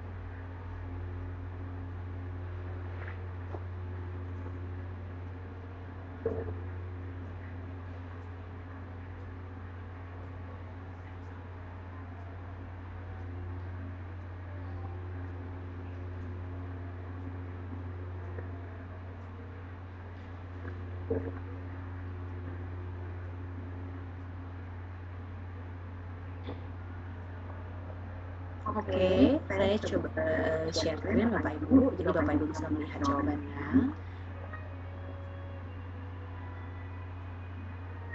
Nah, saya ingin jajak pendapat, ingin mengetahui dari sudut pandang Bapak Ibu ya. Anak saya ini dikatakan berhasil jika dia bagaimana sih? Nah, saya ingin tahu nih. Oh, oke. Ada yang mengatakan jika kaya. Oke, bersikap sopan, dapat memahami akibat, bisa menghargai waktu, oke, bisa menggunakan pengetahuan ya, dapat memenuhi harapan, sudah dapat mencapai cita-cita, dapat keluar dari masalah, dapat menjawab pertanyaan, bahagia. Oke, sederhana sekali ya. Anak dapat bahagia. Kemudian masih terus bertambah. Jujur dan adil. Wah, luar biasa. Berarti itu nilai hidup ya. Jujur, adil. Kemudian dapat menghargai waktu. Oke, dapat menghargai waktu.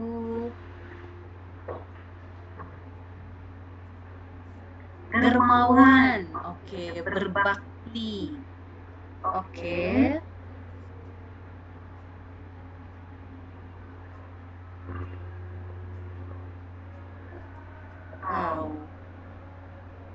dapat bisa mandiri, menjadi kebanggaan orang tua, memiliki karakter yang baik, dapat mengatasi masalah. Oke, luar biasa ya. Di sini saya tidak membaca anak saya dikatakan berhasil jika nilai matematikanya dapat 100 gitu. Beda ya Bapak Ibu ya. Atau mungkin nilai fisika, kimia, atau anak saya dikatakan berhasil jika menjadi juara kelas. Luar biasa. Berarti kalau saya lihat secara sekilas, tolak ukur keberhasilan menurut Bapak Ibu adalah ketika mereka dapat memiliki karakter yang baik ya. Jadi presiden, wah luar biasa ini. Taat beragama. Oke, baik. Sudah ada 35 partisipan yang mengisi. Terima kasih Bapak Ibu atas partisipasinya. Dari hal ini saya dapat melihat ya secara sekilas bahwa mayoritas dari orang tua di sini fokusnya adalah kepada anak-anaknya dan lebih kepada penekanan karakter yang baik seperti itu ya yang menjadi bekal mereka. Oke, baik. Saya akan stop share. Saya akan melanjutkan kepada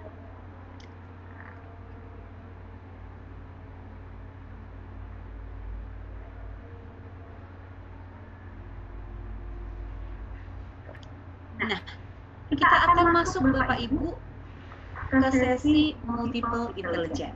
Nah, menurut Bapak Ibu, anak-anak yang berhasil di sekolah adalah anak-anak yang seperti apa?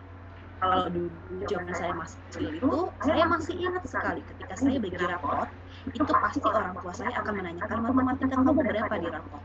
Terus sudah dapat 7 waktu itu, wah saya udah yang deg-degan banget dapat 7 gitu ya. Atau mungkin menurut dia keberhasilannya adalah pelajaran IPA-nya dapat berapa, seperti itu. Nah, apakah hal yang sama masih Bapak Ibu lakukan? Nah, seperti itu ya. Di sini saya ingin memperkenalkan bahwa Bapak Ibu, kita akan sama-sama melihat bahwa ternyata kecerdasan itu ada macam-macam, ada beragam. Terdapat 8 jenis kecerdasan. Di mana jika kecerdasan ini dapat dikembangkan dengan sebaik-baiknya, maka anak Bapak Ibu akan berhasil. Tidak hanya di satu bidang, tetapi juga di berbagai bidang. Sebagai contoh, misalnya di sini yang dimaksud kecerdasannya adalah, saya lihat adalah misalnya kecerdasan matematika. Nah, kalau anak-anak yang matematika di bawah ini biasanya memang dia logiknya akan lebih baik, begitu ya. Kemudian anaknya lebih suka hitung hitungan. Kemudian juga ada misalnya kecerdasan interpersonal. Nah, kalau interpersonal ini Bapak Ibu, jika anak Bapak Ibu memiliki karakter yang cenderung pendiam, terus misalnya dia bertanya dengan hati-hati, lalu misalnya anaknya misalnya menanyakan ini dan itu, mengapa ya bisa begini? Mengapa bisa begitu Pak? Gitu ya. Nah, itu biasanya anak-anak yang suka berpikir. Nah, itu adalah anak-anak yang memiliki kecerdasan interpersonal. Nah, biasanya anak-anak ini cukup sering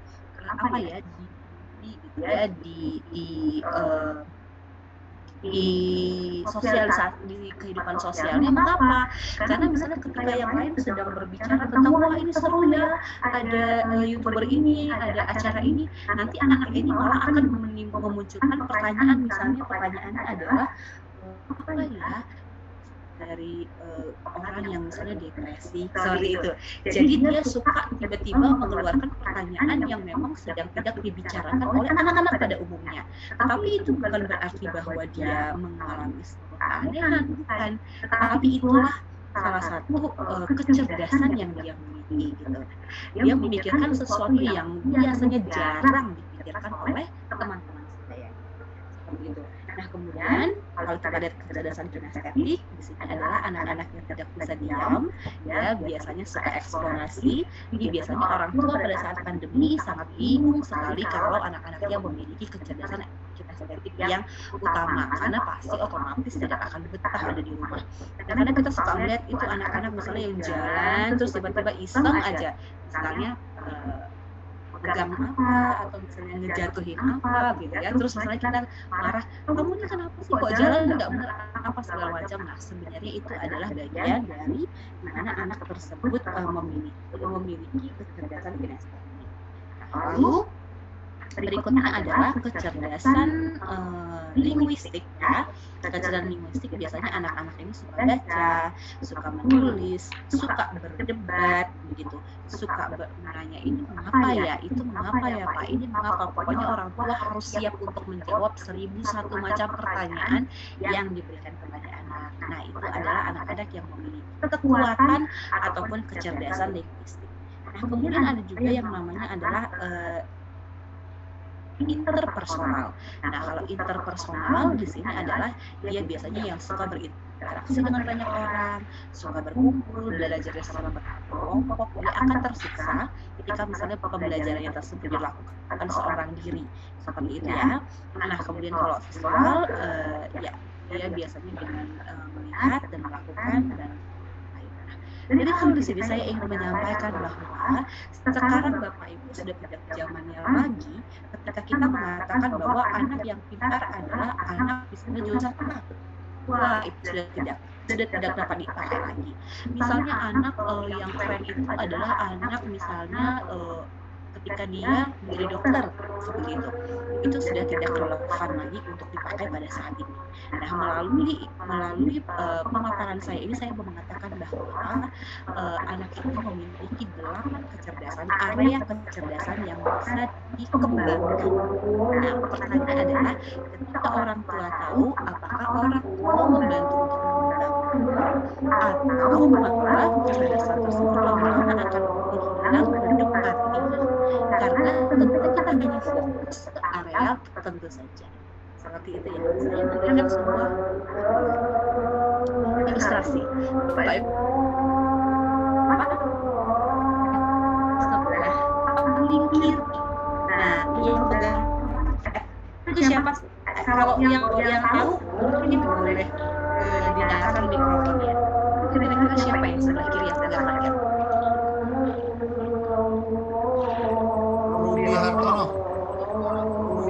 Seorang olahragawan. Iya, betul sekali Pak. Beliau adalah Rudi Hartono.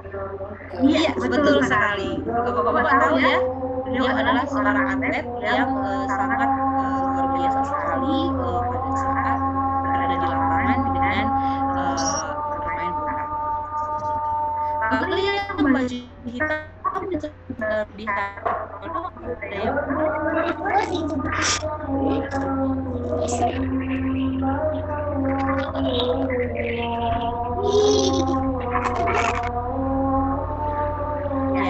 yang disebut yang baju hitam itu adalah seorang hairstylist. Dia suka foto-foto Bapak Ibu kalau pernah dengar salonnya adalah Rudi Hadi Suwarno. Tahu ya, di salon-salon tertentu atau merek sampo ya, itu ada merek sampo Rudi Hadi Suwarno. Nah itu dia adalah seorang yang sangat talenta sekali, potensial sekali untuk urusan hairstylist. Nah sekarang yang di sebelah kanannya lagi yang baju putih, apakah ada yang kenal? Rudi Harudi Bu. Betul, Rudi Hoirudin. Siapa dia Bu? Siapa dia Bu? Iya, dia seorang chef ataupun koki yang sangat terkenal di Indonesia. Dia dapat menghasilkan makanan-makanan yang sangat legendaris sekali. Nah, itu adalah Rudi Hoirudin. Satu lagi yang paling kanan, siapa dia? Iya, namanya nama panjangnya adalah Rudi E.J. Habibie. Oke, beliau adalah almarhum dan beliau adalah mantan dari Presiden Republik Indonesia. Boleh kembali Bapak Ibu? Oke, terima kasih. Nah, pertanyaan saya, menurut Bapak Ibu, nama mereka sama. Semuanya depannya Rudi. Menurut Bapak Ibu, apakah mereka semua ini adalah orang-orang hebat? tentunya karena semua memiliki kemampuan masing-masing, ya, memiliki keahlian masing-masing. Pertanyaan saya, di sini ada, saya ada melihat Pak Muri. Pak Muri, boleh diaktifkan mikrofon Pak Muri? Minta tolong. Oke, baik Bu. Oke. Baik Bu. Pak Muri, saya mau bertanya Pak Muri, kalau misalnya Pak Muri mau potong rambut, Pak Muri mau nggak rambutnya dipotongin sama Pak Rudi BCH? Tidak, karena bukan ahlinya. Mungkin ke Pak Rudi Suwarno mungkin bisa. Betul sekali. Terima kasih Pak Muri. Berarti walaupun Pak B.J. Habibie ini terkenal dengan kemampuan beliau membuat pesawat, tetapi ketika Pak Muri ingin rambut, beliau nggak rela nih kalau sampai rambutnya dipotong oleh seorang presiden ataupun seorang profesor seperti Pak B.J. Habibie. Lalu kalau misalnya kita mau makan makanan enak, apakah kita datangi kepada Pak B.J. Suwarno? Tentu tidak, ya. Kita akan mencari Pak Rudi Khairuddin. Dari sini saya mau mengatakan Bapak Ibu bahwa masing-masing kita itu, anak-anak kita itu sudah dianugerahkan kecerdasan masing-masing. Mereka dapat menjadi sesuatu nanti yang sangat penting ataupun berdampak pada profesinya. Ya, itu bukan karena ditentukan oleh nilai matematika ataupun mungkin nilai pelajaran eksak atau lain-lain.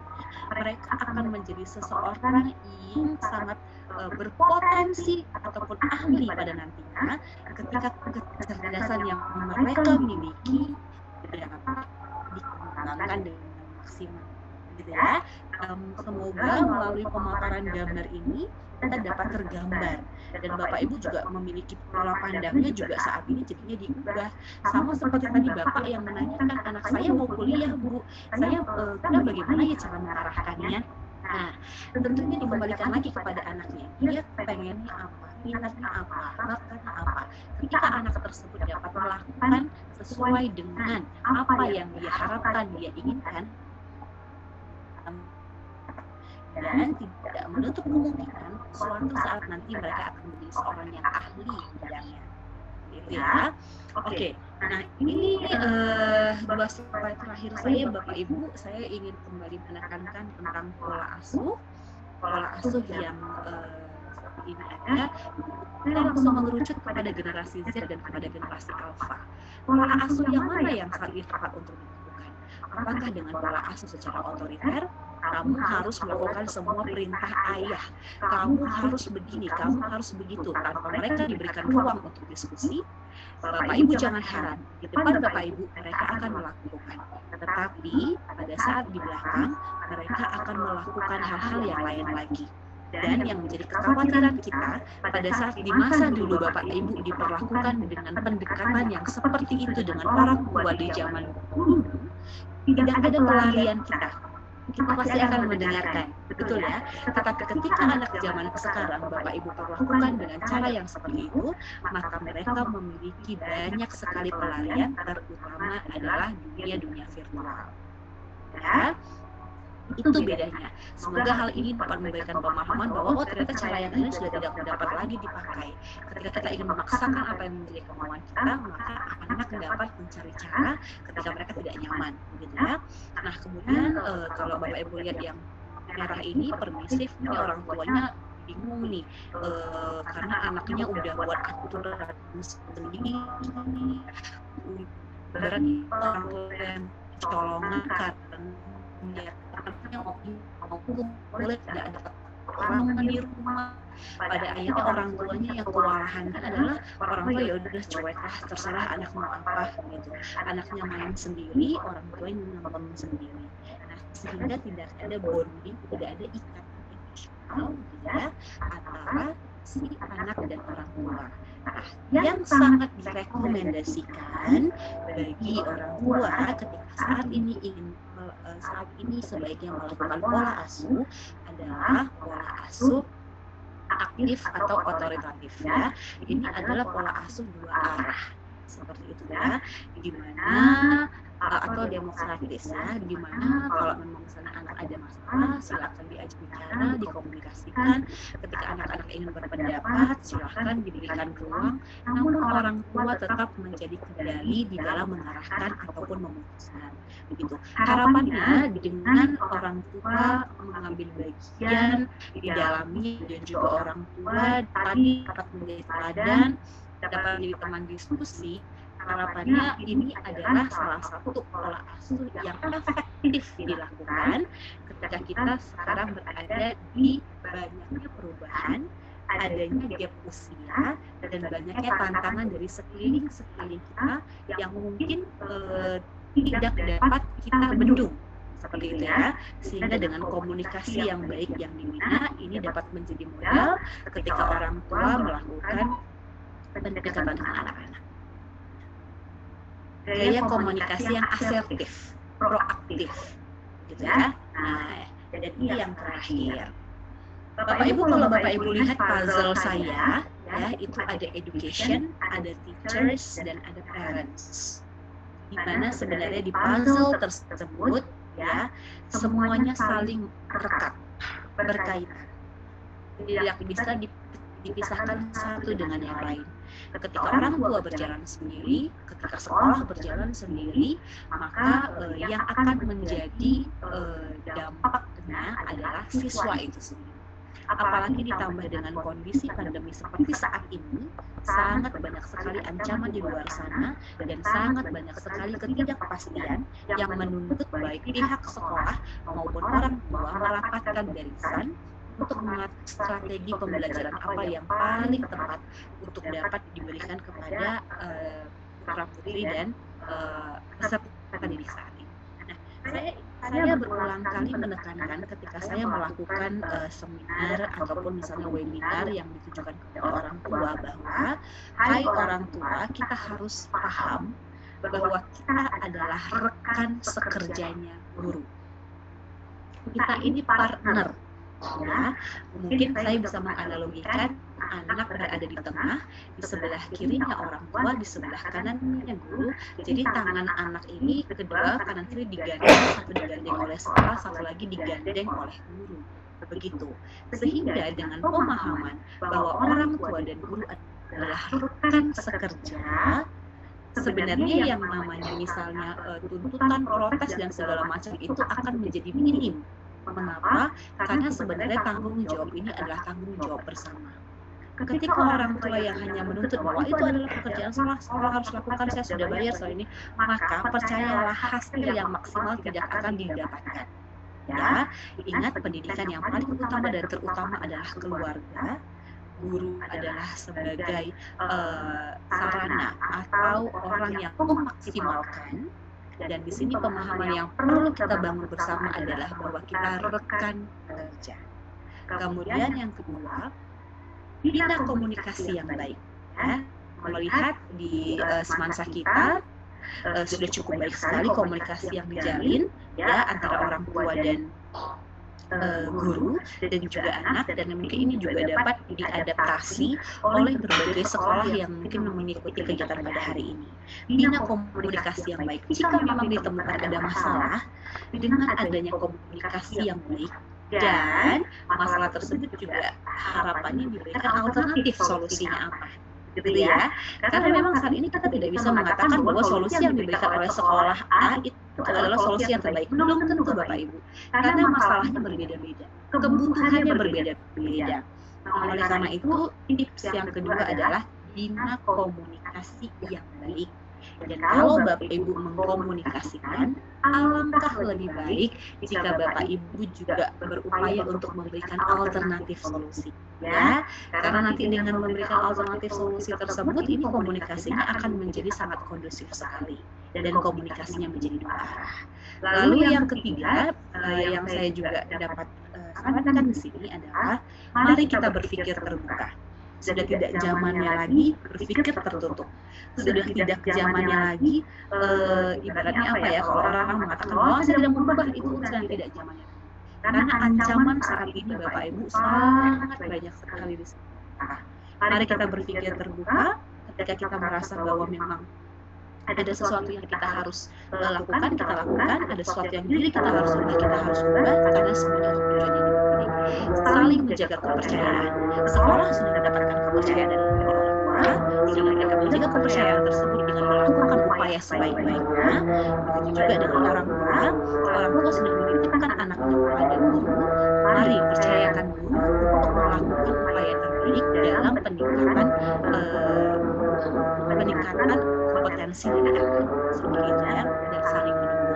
Tidak mudah Bapak Ibu untuk guru mengubah banyak hal terkait dengan kebutuhan pandemi, terkait dengan kondisi pandemi.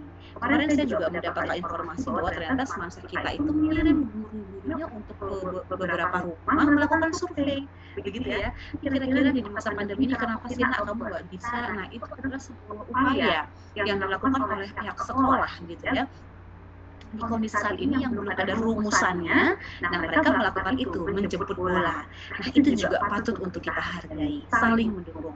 Misalnya orang tua juga memiliki ide-ide khusus ataupun ide-ide tertentu, ini seperti yang dapat dilakukan Bapak Ibu, silakan dilemparkan kepada komite sekolah dan silakan dibicarakan kepada pihak sekolah.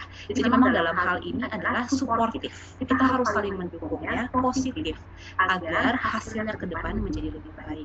Dan yang terakhir adalah mari kita sama-sama fokus kepada keberhasilan siswa, begitu. Karena menurut saya ketika kita sama-sama fokus kepada keberhasilan siswa, maka kita pasti akan menanggalkan apa yang menjadi idealis kita masing-masing, seperti itu. Karena memang saat ini yang menjadi fokus kita adalah putra-putri, kemudian para siswa, sehingga harapannya ke depannya di BJJ ini semuanya dapat berkembang dengan baik walaupun dalam kondisi yang sangat-sangat terbatas. Begitu, selamat kembali melanjutkan setiap aktivitasnya Bapak Ibu. Semoga pembekalan yang diberikan, serangkaian pembekalan yang diberikan oleh teman-teman semansa kita, baik melalui diseminasi guru, diseminasi manajemen, kemudian webinar ini, semuanya merupakan serangkaian upaya yang dapat Bapak Ibu adaptasi, begitu ya. Silakan ambil yang baik, terapkan yang baik, lakukan yang baik, sebarkan juga hal-hal baik tersebut, dan semuanya ini tentunya demi peningkatan pendidikan dan kualitas pendidikan yang lebih baik. Terima kasih Pak Budi, itu dari saya. Silakan jika mungkin ada satu orang yang ingin menanyakan sebelum kita mengakhiri sesi hari ini. Baik, terima kasih. Di sesi yang kedua tadi ternyata juga ada penegasan tadi, benar sekali itu Bu, kami tetap teringat kembali ya bagaimana sebenarnya peran orang tua ini sangat prinsip sekali untuk kemajuan siswa-siswi ya, anaknya terutama yaitu siswa-siswi. Baik, karena ini waktu juga ya, tapi kita kasih kesempatan satu saja mungkin untuk yang bertanya. Yang raise hand, Pak. Raise hand. Iya. Silakan bantu Mari.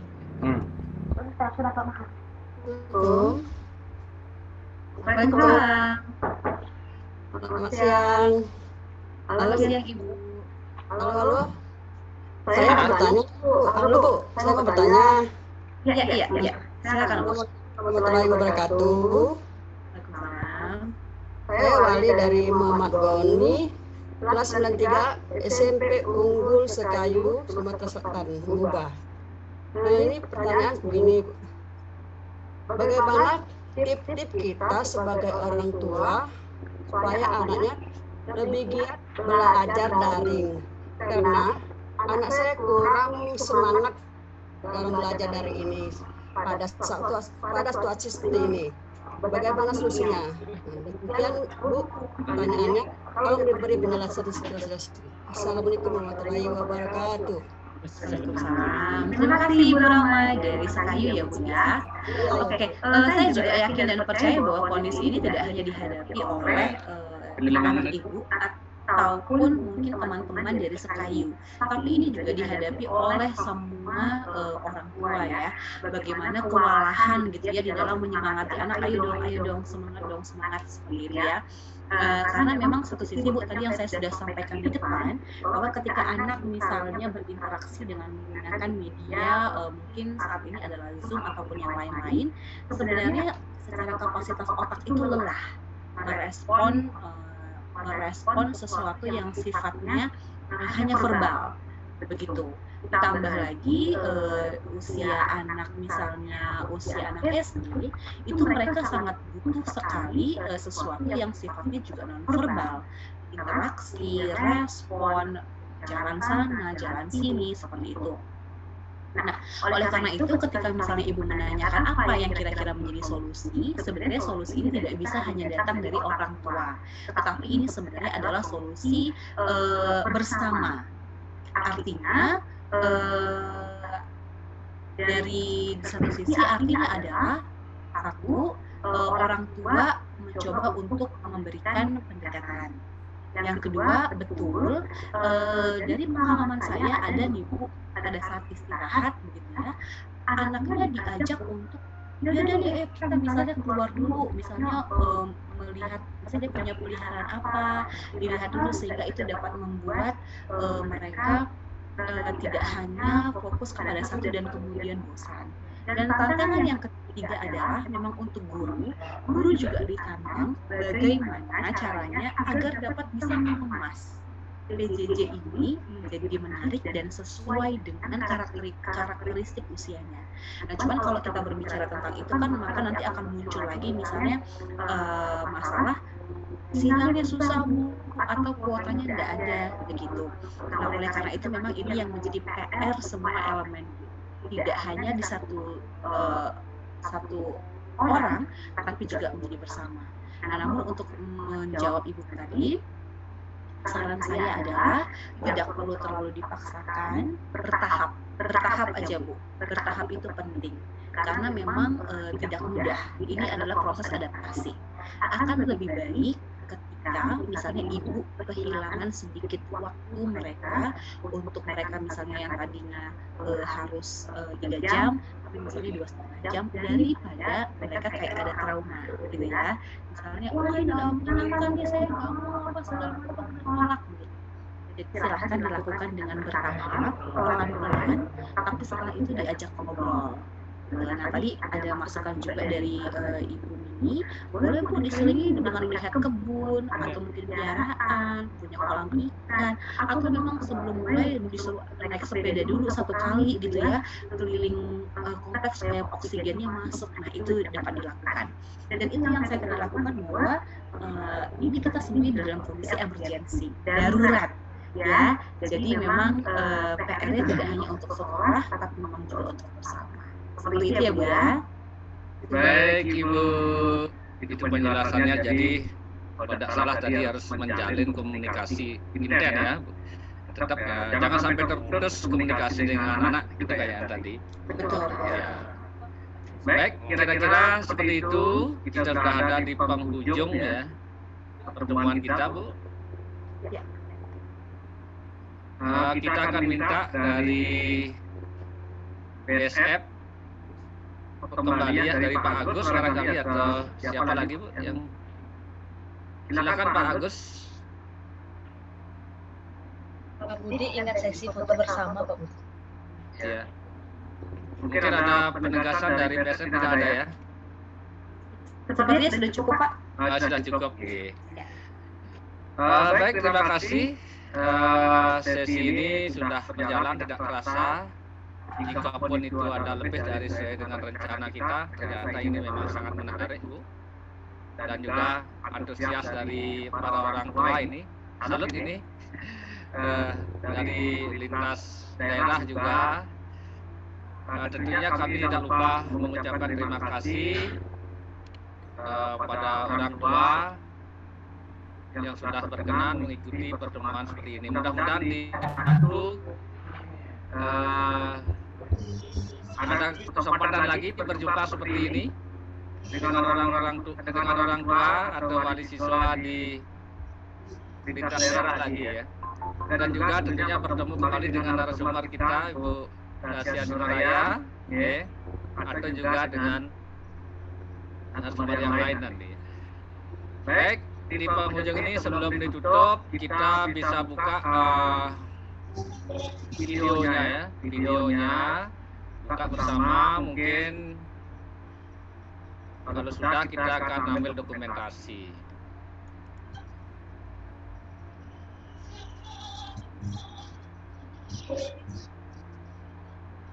Silakan Bu Mini, mungkin sudah mengabadikan ya.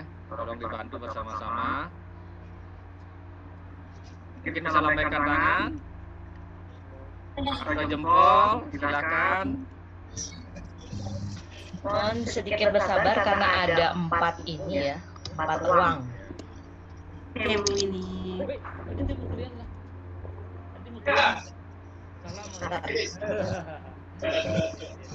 Sebentar. Ini koneksi saya lambat. Host yang lain juga bisa ambil ya, biar cepat. Sabar.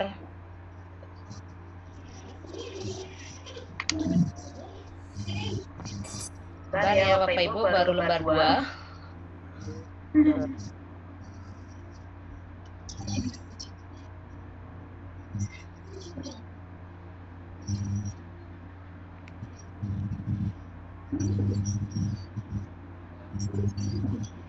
Kita lihat ini koneksinya.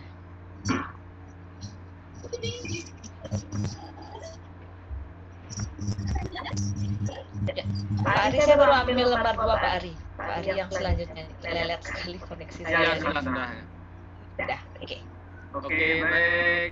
Kita sudah dokumentasikan semuanya. Untuk itu, saya akhiri pertemuan ini dengan mengucapkan Paramo Santi, Om Santi, Santi, Santi. Semoga damai semua dan sehat selalu. Assalamualaikum warahmatullahi wabarakatuh. Waalaikumsalam warahmatullahi wabarakatuh. Dan tidak lupa, mohon maaf dalam penyelenggaraan ini barangkali jauh dari kesempurnaan, mohon dimaklumi bersama-sama. Mari kita ambil yang terbaik untuk kemajuan pendidikan putra-putri kita di tempat masing-masing. Terima kasih Ibu Asia. Sama-sama Pak. Terima kasih. Ya. Kemudian dari PSF, terima kasih atas penyelenggaraan program ini bisa terlaksana. Terima kasih para orang tua kami yang ada di Kintamani ini. Kemudian terima kasih juga para orang tua yang sudah hadir dari SMP 1 Tompo Bulu, ada di Sulawesi ya. Betul Pak, Sulawesi Selatan. Iya, Sulawesi Selatan. Sesungguhnya itu ya kami saya Sulawesi Selatan ya, Makassar ya. Benar ya? Iya, betul, dekat dengan Makassar. Mendaratnya harus di Makassar, Pak. Iya. Kami hanya bisa sudah mendengar atau melihat berita saja Makassarnya nih. Belum kesampaian ke sana Bu ya. Dan dari SMP 8 Singaraja, SMP 4 Sutra, SMP 6 Sekayu ya di Mubah, SMP Unggul ya. Baik, terima kasih. Mungkin sekarang masih acara bebas ya. Kita sudah akhiri tadi. Mungkin sesi bebas ini mungkin ada 1-2 perbincangan antara rekan-rekan, kami persilahkan. Deh. Sendem. Bawa sendem. Ya. Ada di sana. Kita keluar ke.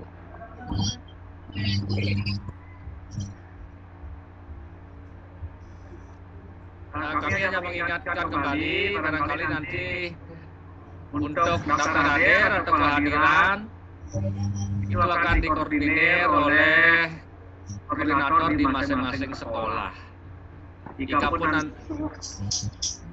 Bapak Ibu barangkali ada gangguan di absen, jangan khawatir, nanti koordinator akan melengkapi itu ya. Kalau memang belum, mungkin Pak Ari bisa menampilkan kembali link absennya, mungkin ada yang terlupakan. Silakan agar bisa dikerjakan sebelum live dari ruang ini. Baik, terima kasih Pak Budi. Link absen sudah kembali di share di kolom chat. Bagi Bapak Ibu yang belum absen, silakan di absen. Kemudian setelah itu Bapak Ibu bisa meninggalkan ruang Zoom dengan cara klik leave, tombol leave. Terima kasih atas partisipasinya Bapak Ibu. Mohon maaf apabila ada hal-hal yang kurang berkenan. Sekali lagi terima kasih. Nah, baik itu dari Pak Ari, operator kita yang ada di belakang layar, yang tadi memberikan link di kolom chat. Silakan Pak Ari. Sampai nanti berakhir ini kami serahkan kembali kepada operator untuk memandu. Ambil. Itu dari minum, gelas lusakan.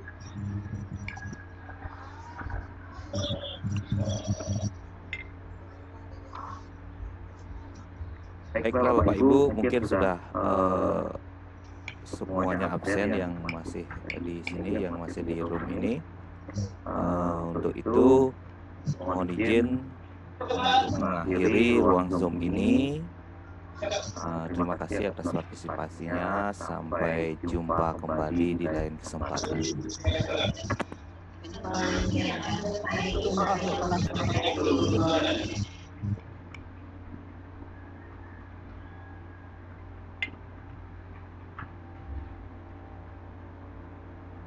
Berarti kan betul.